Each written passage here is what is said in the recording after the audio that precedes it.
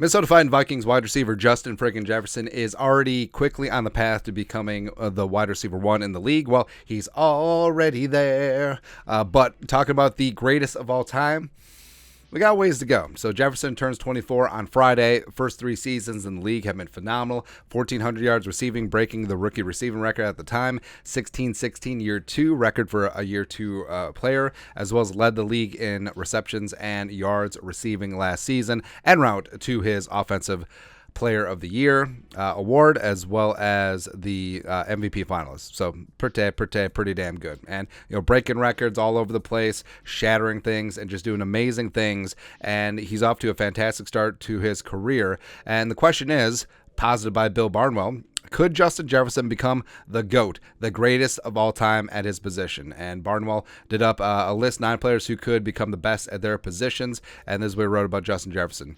Active player who could become the GOAT, JJ Dynamite. Instead, you have to look towards a player at the beginning of their careers and hope they ride their advantages to glory. With Jamar Chase. Now, do sports journalists, jabronis, know that legally, they can talk about Justin Jefferson without bringing up Jamar Chase? It's really stupid. It really is. Like, oh, Justin Jefferson is really good, but Jamar Chase is really good too. Get the hell out of here. So stupid.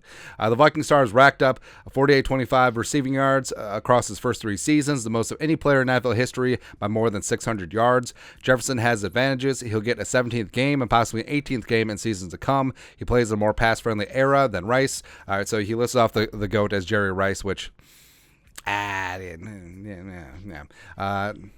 Of course, I have to say that as a Vikings fan. Spends a minimum of 9 games per season indoors, of course.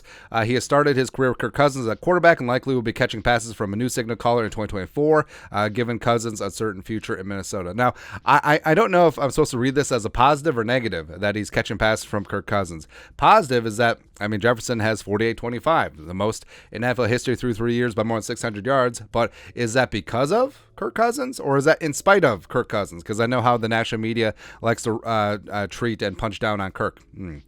Jefferson, who will be playing his age 24 season 2023, still has so much more work to do to stay aligned with Rice, let alone surpass the legendary wideout after an Offensive Player of the Year season a year ago.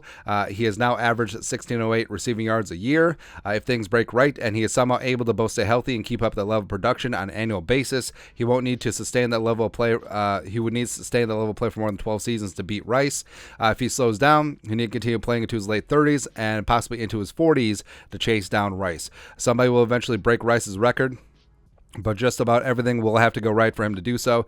And even then, given how pass rates have changed, and likely would be a reasonable case for Rice as the greatest wideout who ever lived, chances Jefferson will end his career as a GOAT 1%. So, Barnwell is right. So Jefferson does, well, to a degree. Jefferson does have the advantage of being in a pass-happy era. Yes, the West Coast offense was revolutionary, but the 80s and the 90s wouldn't necessarily say were the heyday of the passing offenses, even though, yes, Bill Walsh, Joe Montana, Steve Young, etc., yeah.